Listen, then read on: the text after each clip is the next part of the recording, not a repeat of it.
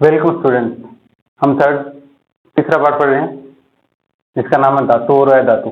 ठीक है, हमारे जो लेक्चर हैं, जो पहला और दूसरे पार्ट हैं, जो आपने नहीं पढ़े हैं तो ITF पे जाके उनको रिवीजन कर सकते हैं, उनको ढंग से पढ़ लो ताकि ये पार्ट जो तीसरा पार्ट पढ़ रहे हैं वो आपको ढंग से समझ में आए। ठीक है, कल हमने बात कर ली थी कि धातु में कौन से गुण पाए जाते हैं और अधातु में कौन से गुण पाए जाते हैं। हम उनको भौतिक गुणों के आधार पर, यानी कि अगर मैं किसी वस्तु को देख के ये बता सकता हूँ कि ये क्या है, धातु है, और ये क्या है, अधातु। जैसे मेरे पास पेन है, तो देखो इसका क्या होगा, मैं इसमें ऐसा कौन सा गुण है जिसकी वजह से ये क्या है, अधातु है। ठीक है, तो हम ये कहेंगे इसमें ऊष्मा का चालन नहीं होता। दूसरी बात करें इसमें विद्युत का चालन नहीं होता। तीसरी बात करें तो इसमें चमक नहीं है। ठीक है, ये कठोर नहीं है इतना जितना कठोर होना चाहिए। इसमें आघातवर्ती एनर्जी नहीं है, तन्यता नहीं है, ध्वनिकता गुण है लेकिन कम है। इस प्रकार से हम इसको क्या कर सकते हैं, पहचान सकते हैं। और हमने कल बात कर ली थी जैसे 4-5 अपवादों की, कि मरकरी है वो क्या है, कमरे के तापमान पर वो द्रव अवस्था में पाया जाता है। फिर हमने बात कर ली थी कि कार्बन के 3 अपरूप होते हैं, हीरा, ग्रेफाइट और फ्लोरीन। हीरा है वो बहुत ज्यादा कठोर होता है। दूसरी बात उसका गलनांक और क्वथनांक भी बहुत ज्यादा उच्च होता है। फिर हमने बात की थी ग्रेफाइट की, वो ग्रेफाइट विद्युत का सुचालक होता है। ये हमने बात कर ली थी। अब हम बात करें कि धातु हो वो ऑक्साइड बनाती है, तो उसके बारे में बात कर लेंगे थोड़ा बहुत, और उसके बाद हम रासायनिक गुणों की बात करेंगे। तो धातु होती है वो ऑक्सीजन के साथ अभिक्रिया करके क्या बना देती है, ऑक्साइड बनाती है। धातु ऑक्साइड बनाती है। ठीक है, या मैं बात करूं कि वो जल के साथ भी अभिक्रिया करके धातु ऑक्साइड बना देती है, और धातु अधातु भी ऑक्साइड बनाते हैं जल में घुलकर।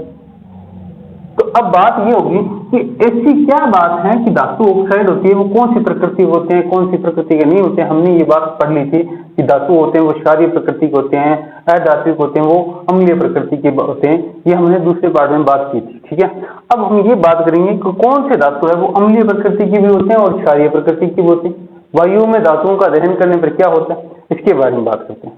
ठीक है, तो देखो हम बात करेंगे कि धातु का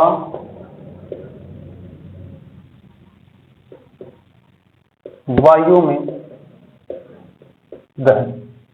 जब धातु का वायु में दहन होता है, यानी कि वो धातु वो ऑक्सीजन के साथ अभिक्रिया करके क्या बनाती है, धातु ऑक्साइड बनाती है, धात्विक ऑक्साइड बनाती है। जैसे एक उदाहरण ले लेते हैं, जैसे मैंने कॉपर ले लिया।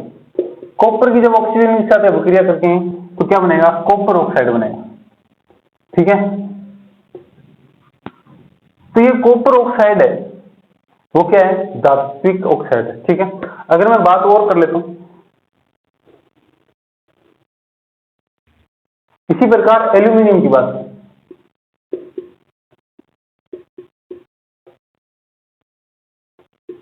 तो क्या बनेगा, एल्यूमिनियम ऑक्साइड होगा। ठीक है, अगर मैं बात करूं जिंक की तो क्या बनेगा, जिंक ऑक्साइड होगा। तो ऐसे कौन कौन से धातु हैं जो जल के साथ, मतलब अम्ल के साथ अभिक्रिया करेंगे तो अम्लीय क्षारीय प्रकृति दर्शाएंगे, और जब क्षारीय प्रकृति क्षार के साथ अभिक्रिया करेंगे तो अम्लीय प्रकृति दर्शाएंगे। तो हमारे पास नाम आएगा एल्यूमिनियम ऑक्साइड का। तो इस उस प्रकार के जो ऑक्साइड होते हैं उनको हम क्या कहते हैं, उभयधर्मी ऑक्साइड कहते हैं।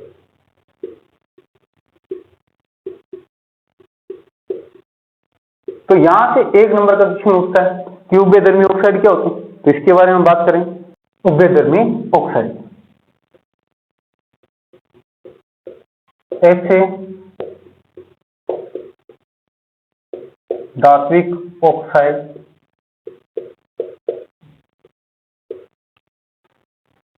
जो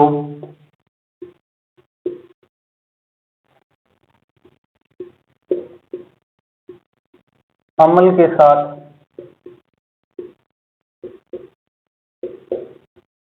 क्षारकीय तथा क्षारक के साथ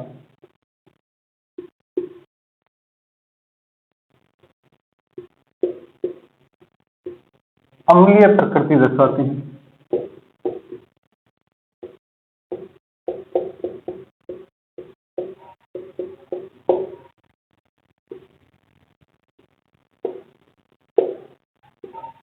उभयधर्मी ऑक्साइड कहलाते हैं।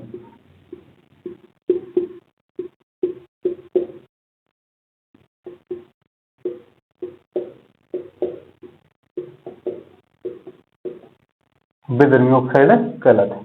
अब बात करते हैं उदाहरण, वे से कौन कौन से हैं जो अम्ल के साथ क्षारीय प्रकृति तथा क्षारक के साथ कौन सी प्रकृति दर्शाते जाते हैं, अम्लीय प्रकृति दर्शाते हैं, तो उन्हें हम उभयधर्मी ऑक्साइड कहते हैं। तो नाम आता है एल्यूमिनियम ऑक्साइड का।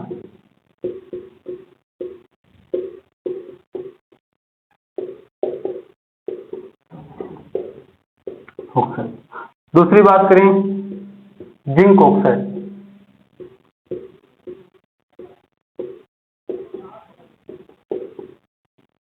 ये दो ऑक्साइड ऐसे हैं जो उभयधर्मी ऑक्साइड कहलाते हैं, जो अम्ल के साथ अभिक्रिया क्षारक की तरह करते हैं। यानी कि हमने बात की थी उदासीनीकरण अभिक्रिया में कि अगर हम बात दूसरे पाठ में हमने पढ़ा था ना, अम्ल प्लस धात्विक ऑक्साइड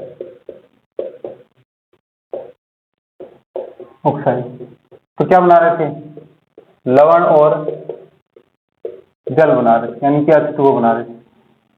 ठीक है, तो अम्ल और क्षारक ये धात्विक ऑक्साइड कौन सी प्रकृति होती है, मूलतः क्षारीय प्रकृति। लेकिन ऐसे भी बहुत सारे हैं जो अम्ल के साथ अभिक्रिया करें तो क्षार की प्रकृति दर्शाते हैं, लेकिन जब क्षार के साथ अभिक्रिया करेंगे तो कौन सी दर्शाएंगे, अम्लीय प्रकृति दर्शाएंगे। उसका नाम क्या है, एल्यूमिनियम ऑक्साइड और जिंक ऑक्साइड। ठीक है, इसके बारे में बात कर लेते हैं। दो अभिक्रिया देखेंगे इसके बारे में। Al2O3 प्लस 6Cl अभिक्रिया करने के बाद हमारे पता है कि क्या बनाएंगे, H2O बनाएंगे। ठीक है, और एल्यूमिनियम क्या बनेगा, एल्यूमिनियम क्लोराइड बनेगा।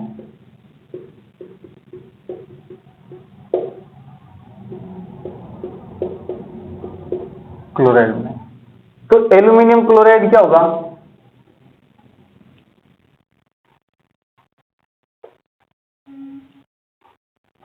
एल्यूमिनियम क्लोराइड क्या होगा, अपने पास लवण बना, यानी कि ये क्या है, ऑक्साइड प्लस में ये क्या है हमारे पास अम्ल। एल्यूमिनियम क्लोराइड बना है तो ये हमारे पास क्या बनेगा, लवण, और प्लस में क्या बना है, जल। ठीक है, तो उदासीनीकरण अभिक्रिया होगी। अगर मैं बात करूं इसी के साथ में एल्यूमिनियम ऑक्साइड के साथ में मैं क्या ले लूं, सोडियम हाइड्रोक्साइड, फिर से लवण बनेगा और क्या बनेगा, जल बनेगा। तो इसके बारे में बात, तो क्या बनेगा हमारे पास, sodium aluminium NaClO2 plus H2O। तो क्या बनेगा, सोडियम एल्यूमिनेट। तो ये क्या होगा हमारे पास, लवण। तो देखो यहां पे देखो ये भी ऑक्साइड है और ये क्या है हमारे पास, क्षार। अब है ऑक्साइड, यहाँ पे भी है ऑक्साइड, देखो सेम, लेकिन यहाँ हमारे पास अम्ल है और यहाँ हमारे पास क्या है, क्षार। तो एल्यूमिनियम ऑक्साइड ऐसा ऑक्साइड है, धात्विक ऑक्साइड है, जो अम्ल के साथ अभिक्रिया करेगा तो कौन सी प्रकृति दर्शाएगा, क्षार वाली। तो यहाँ कौन सी प्रकृति दर्शा रही है, यहाँ ये क्षार वाली प्रकृति दर्शा रहा है। लेकिन यहाँ कौन सी प्रकृति दर्शा रहा है, यहाँ पे ये अम्ल वाली प्रकृति दर्शा रहा है, क्योंकि हमने उदासीनीकरण अभिक्रिया में ये पढ़ा था, उदासीनीकरण अभिक्रिया में हमने ये पढ़ा था कि जब कोई अम्ल क्या करता है, क्षारक के साथ अभिक्रिया करके क्या बनाता है, लवण तथा क्या बनाता है, जल बनाता है। देखो यहाँ लवण बन रहा है, यहाँ जल बन रहा है, यहाँ लवण बन रहा है, यहाँ भी जल बन रहा है। तो इसका मतलब ये सेम हो रहा है, लेकिन यहाँ हमारे पास ऑक्साइड है, एल्यूमिनियम ऑक्साइड है, यहाँ भी हमारे पास एल्यूमिनियम ऑक्साइड है, लेकिन हमने एक बार तो इसको क्या किया, अम्ल के साथ विक्रिया करवाई, तब भी क्या बना, लवण और जल बना। एक बार हमने क्या किया, अम्ल की जगह विक्रिया न करा के क्या किया, क्षारक के साथ विक्रिया करवाई है, तो भी क्या बना है, लवण तथा जल बना है। इसका मतलब क्या है, एल्यूमिनियम एक बार तो अम्ल की प्रकृति दर्शा रहा है और दूसरी बार कौन सी दर्शा रहा है, क्षारीय प्रकृति दर्शा रहा है। इसका मतलब इस एल्यूमिनियम ऑक्साइड को हम क्या कहते हैं, उभयधर्मी ऑक्साइड कहते हैं। उभयधर्मी ऑक्साइड कहेंगे। ठीक है, हमें ये पता है कि अधिकांश जो धातुएं होती है, अधिकांश धातु ऑक्साइड होते हैं, ऑक्साइड वो जल में अविलीय होती है, यानी कि उसके साथ अभिक्रिया नहीं करती। लेकिन सोडियम ऑक्साइड और पोटेशियम ऑक्साइड है जो जल के साथ अभिक्रिया करके हमें क्या बनाते हैं, क्षार प्रदान करते हैं। अगर मैं बात करूं कौन सा लेंगे, यानी कि सोडियम हाइड्रोक्साइड है वो जल के साथ अभिक्रिया करके क्या बनाएगा, क्षार बनाएगा। क्षार कौन सा बनेगा, NaOH2 आएगा। ठीक है, अगर मैं बात करूं पोटेशियम ऑक्साइड तो वो भी जल में घुलकर क्या बनेगा, पोटेशियम ऑक्साइड बनेगा, पोटेशियम हाइड्रोक्साइड बनेगा, पोटेशियम। तो ये भी क्या है, क्षार है, और ये भी क्या है, क्षार। इसका मतलब ये है कि सोडियम हाइड्रोक्साइड, सोडियम ऑक्साइड और पोटेशियम ऑक्साइड जल के साथ अभिक्रिया करके हमें क्या प्रदान करते हैं, क्षार प्रदान करते हैं। ठीक है, हमें पता है कि सारी की सारी चीजें हैं वो इतनी सिमिलर नहीं होती। देखो मेरी बात सुनो, कि अगर मैं बात करूं कि सोडियम है, पोटेशियम है, मैग्नीशियम है, कैल्शियम है, एल्यूमिनियम है, और जैसे हमने पहले पार्ट में हमने बात की थी कि सक्रियता श्रेणी के बारे में बात करेंगे तीसरे पार्ट में, तो सक्रियता श्रेणी पढ़ेंगे। सक्रियता श्रेणी से पहले मैं थोड़ी सी आपको एक बात बताता हूं कि अगर मैं बात करूं जादूगर वाला खेल देखा होगा आपने कि जादूगर क्या करता है, एक बाल्टी में हाथ डालता है, हाथ डाल के फिर वो एक चीज लेता है, हाथ में रखता है, हाथ में कुछ नहीं होता, और जैसे वो क्या करता है पानी के ऊपर डालता है या फिर इसे फेंकता है तो वो क्या करता है, ऑक्सीजन के साथ रिएक्शन करेगी, या मैं बात करूं पानी के साथ रिएक्शन करेगी तो वो क्या कर लेती है, आग पकड़ लेती है। मैं अगर बात करूं सोडियम और पोटेशियम की, उनको हम क्या करते हैं, इतनी अधिक क्रियाशील होती हैं कि अगर उनको खुले में छोड़ नहीं सकते तो उनको क्या करेंगे, हम केरोसिन के अंदर डुबो के रखे जाते हैं, और जैसे हम बाहर निकालेंगे तो वो हथेली के तापमान पे आती है, वो क्या हो जाएगी, पिघल जाएगी, और पिघलने के बाद जैसे उसको क्या करेंगे, बाहर डालेंगे, पानी के साथ विक्रिया करेंगे या ऑक्सीजन के साथ विक्रिया करेंगे तो वो क्या करेगी, हाइड्रोजन गैस निष्कासित करेगी, और हाइड्रोजन गैस इतनी भयंकर तरीके से तेज गति से निकालेगी, यानी इतनी तेज रिएक्शन होगी, और जितनी तेज गति से रिएक्शन होगी तो हाइड्रोजन भी गैस निकलेगी, तेज गति से निकलेगी, तो क्या करेगी, हमारे पास वो जलने लग जाएगी। तो ये बात हमें बात करनी है। ठीक है, उसके बाद हम बात करें तो एल्यूमिनियम आ गया,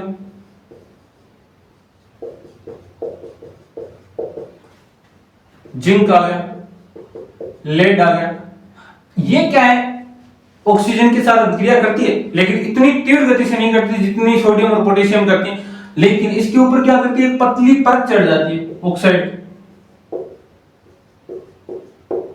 पतली परत चढ़ जाती है ऑक्साइड।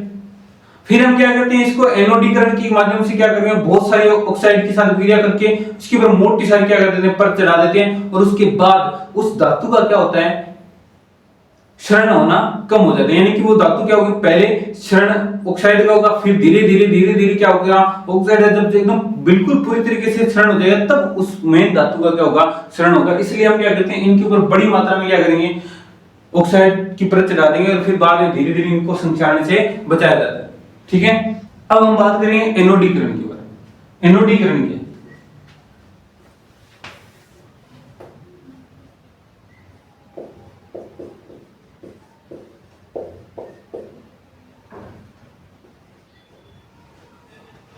एनोडीकरण एल्यूमिनियम की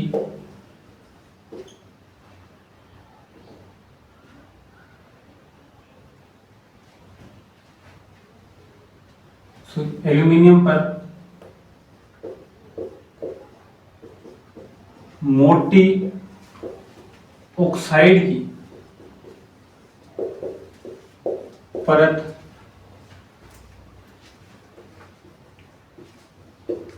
चढ़ाने की प्रक्रिया है।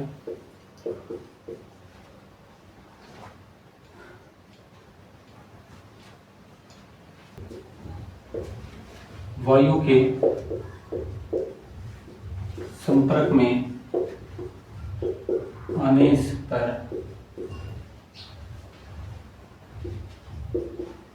ऑक्साइड की पतली परत का निर्माण होता है।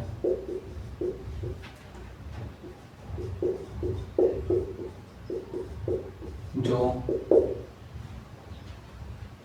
उसे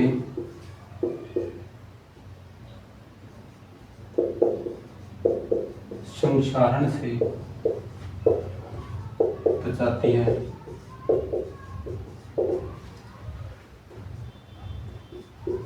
एनोडीकरण में एनोडीकरण के लिए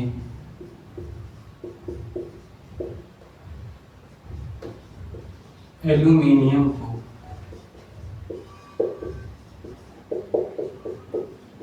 एनोड बनाकर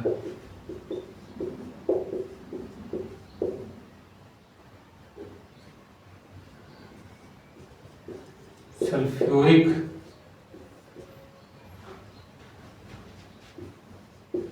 अम्ल में विद्युत अपघटन करवाया जाता है।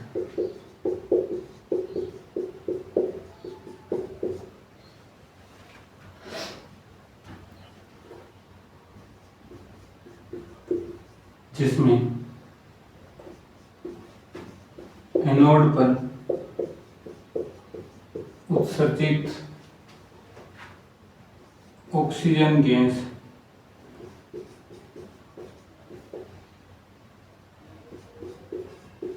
एल्यूमीनियम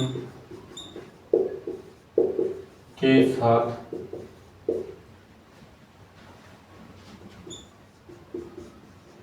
क्रिया करके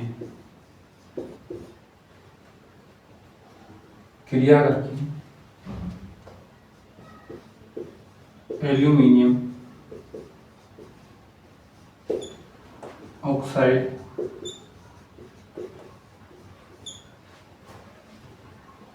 की परत बनाता है।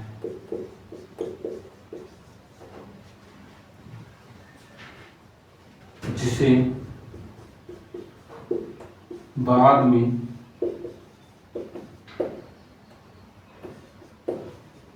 रगड़कर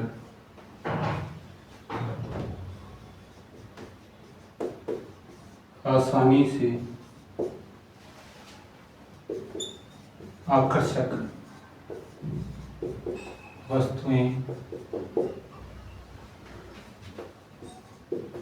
बनाई जाती है। तो आज के लिए बस इतना ही। मिलते हैं नेक्स्ट वीडियो में।